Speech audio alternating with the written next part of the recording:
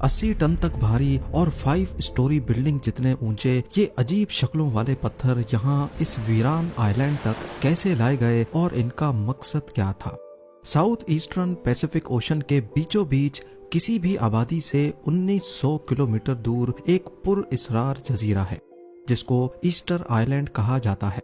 वहाँ के लोग इसे रापा नुई कहते हैं। ये जजीरा ऊंची ऊंची पत्थर की मूर्तियों के लिए मशहूर है जिन्हें हम मोआई स्टेचूज भी कहते हैं। इंसानी चेहरे, लंबे फेसेस और अजीब सी शक्लों के ये जायंट फिगर्स सदियों से हिस्टोरियंस, आर्कियोलॉजिस्ट्स और इवन कॉन्स्पिरेसी थ्योरिस्ट को हैरान किए हुए हैं और इस आइलैंड पर इनकी टोटल तादाद 900 बताई जाती है।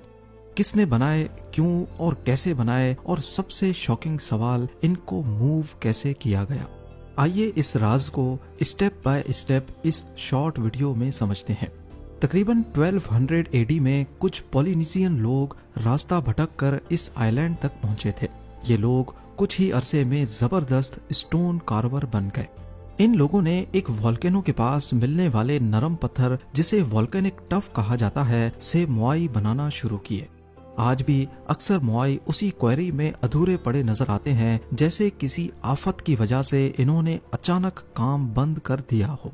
हर मोआई का वजन 4 से 80 टन तक रिकॉर्ड किया गया है और जो सबसे बड़ा स्टैचू मिला उसका वजन हैरत अंगेज तौर पे एक बोइंग 737 के बराबर है।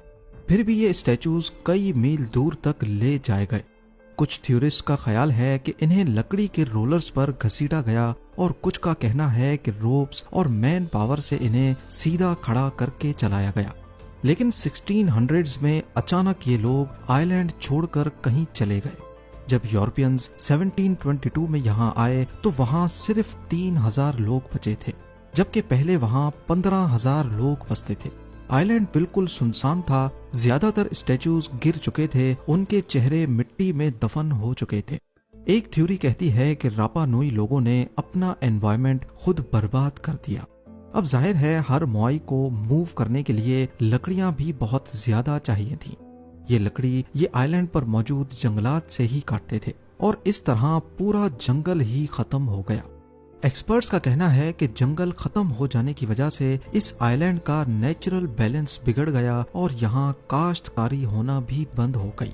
शायद यही वजह थी कि यहाँ से आहिस्ता आहिस्ता पॉपुलेशन भी जाने पर मजबूर हो गई। 2012 में कुछ साइंटिस्ट ने रस्सियों और मैन पावर की मदद से कुछ स्टैचूज को चलाकर मूव करने की कोशिश की और वो कामयाब भी हुए।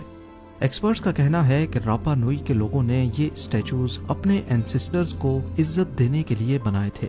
उनका मानना था कि मोआई में एक स्पिरिचुअल पावर होती है जिसे वो माना कहते थे।